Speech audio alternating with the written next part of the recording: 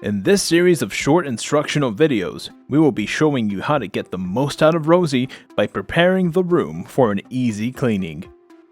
Once Rosie is on and ready to go, let's take a look at the room. Rosie will clean any open area that she fits through. To prevent her from going into areas, we will begin by blocking the door to the hall and any other areas that you want to prevent Rosie from cleaning by using your cart and small trash cans available in rooms to block these off. During this time, check the floor for any large items such as trash, towels, or other large debris that could get caught in the roller, just like you would with a regular vacuum. Remove chairs that would obstruct Rosie from cleaning under desks or tables. Use a broom to sweep debris out of areas Rosie might find difficulty cleaning, such as edges or behind furniture. If the curtains are pulling on the floor, pull them up and wrap them so they don't get caught in Rosie.